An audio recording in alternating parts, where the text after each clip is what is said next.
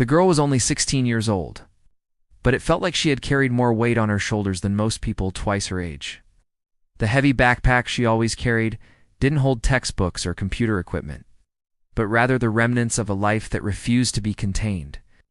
Clothes, bedding, toiletries, even a change of shoes, all of it stashed away just in case. Because when your home is an unstable environment, a backpack becomes the only safe place for a teenager to keep their things. Her name was Alex, or at least that was the name she gave the social worker who visited her house last month. She didn't know if her real name was still Alex or something else. It didn't matter much anyway. No one called her by either. Her parents couldn't afford to adopt her after her birth, so she spent her childhood bouncing from foster family to foster family. Each time she did, she picked up the name they called her and added it to the list of names that made up her true identity. She was always bullied. It wasn't anything new to her. She knew what to expect every time she entered a new school. First the whispers, then the stares, followed by the jokes, the name-calling, and finally the fistfights. This time it was worse than normal. Maybe because she'd transferred schools while the semester was already in progress, or maybe because she got caught stealing food from the cafeteria. That resulted in suspension. But when the vice principal found out about the bruises on her arms and the torn clothes underneath her sweater, she got expelled. Today was her first day at Northgate High, and so far, it was going exactly how she expected. The other kids hadn't had a chance to figure out who she was yet, which meant she had a few moments of peace before the inevitable happened. She was sitting alone at a table eating her lunch when the bell rang and all the students ran out into the hallway. Just as she finished her meal and stood up to throw her trash away, two girls approached her from behind. "Hey, new girl," one of them said. "I heard you're staying at the Red Roof Inn now." "Yeah, well, not for long," Alex replied, hoping to avoid any trouble. "Oh, where are you going next?" "Somewhere better," she lied. "Better without us, huh?" The other girl stepped closer. "Don't think we're done with you, freak."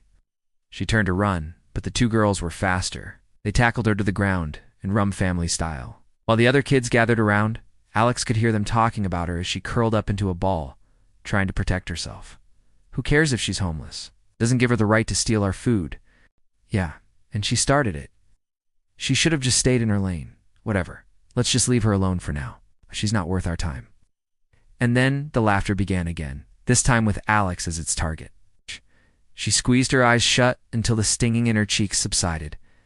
Then she slowly opened them again and looked around. The students were still laughing, but none of them were looking at her. She took the opportunity to stand up, brush the dirt off her clothes, and walk away. She threw her empty lunch tray away and headed toward the restrooms. On her way there, she passed the school's main office, and through the window, she saw the vice principal on the phone talking to someone. Who could it be? She wondered, wondering if it was the two girls who told on her. As she continued walking, she heard the voice on the other end of the line. "Yes, I understand the situation. She's a minor and has no guardian. Yes, I know she has a record. Look, all I want to do is make sure she's okay. She's been suspended from 2 other schools this year, and I'm worried about her well-being." Alex froze. Was the vice principal telling the police about her? If they found out she was living in a motel, they would take her into custody and put her in a group home. She wouldn't allow that to happen. So she did the only thing she could think of. She ran. She dashed down the hallway, burst through the double doors outside, and sprinted across the parking lot. She could hear the vice principal shouting at her to stop, but she kept running. As she rounded the corner and disappeared from view, she could hear the sound of a car horn honking. Alex's heart pounded in her chest as she looked around frantically. There were several cars parked along the street, but none of them were familiar. Was it the police? Had the vice principal called them? Or was it her imagination? Before she could dwell on it any longer, a black SUV pulled up next to her. The window rolled down, and a man's face appeared. "Alex," he asked, "is that you?" She hesitated for a moment, unsure of what to do. Then she nodded slowly. The man smiled and said, "Get in." Alex slid into the back seat without saying a word. She could see the driver in the rearview mirror, but his face was hidden by the shadows. Still, he was handsome in a rugged kind of way, with a close-cropped beard and sharp jawline. The interior of the car smelled faintly of leather and old books, which made Alex feel strangely comfortable. "Where are we going?" she asked. "Somewhere safe," he replied. "You don't have to worry about those people anymore." He turned on the radio, and a low hum filled the car. After a few minutes of silence, Alex broke it. "Who are you?" she asked. "Someone who can help you," he said cryptically. "I've been watching you for a while now, and I think it is time you had some company. How did you find me?" "Let's just say I have my ways," he said with a smile. "But that doesn't matter right now. What matters is that you're safe." They pulled up in front of a large Victorian house with overgrown bushes and peeling paint. A wrought iron fence surrounded the yard, giving it an abandoned, almost haunted look. "This is it," the man said. "Welcome to your new home." Alex stared at the house in disbelief. It didn't look like a place where anyone actually lived. "Are you sure this is safe?" she asked hesitantly. "Trust me, you'll be safer here than anywhere else," he assured her. "Come on, let's go inside." As they walked through the front door, Alex noticed a woman sitting in an armchair by the fireplace. She was tall and slender, with long, flowing hair and piercing blue eyes. When she saw Alex enter, she stood up and approached them. "You found her," she said to the man. "Good, I've been expecting you." She turned to Alex and smiled warmly. "Hi, I'm your mother," she said. "And this is your father." Alex was stunned. Yes. She couldn't believe what she was hearing. Oh, could these two really be her parents? She had never had a real family before. Foster parents were always too busy to give her the time of day. "But how?" she stammered. "How can you be my parents?" "It's a long story," her mother said with a sigh. "But the important thing is that you're here now. You're safe."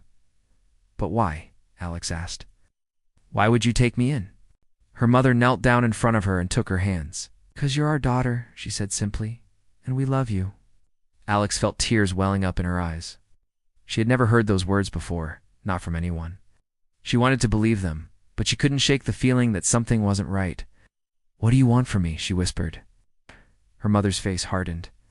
"We want you to use your powers, Alex. The world needs your help."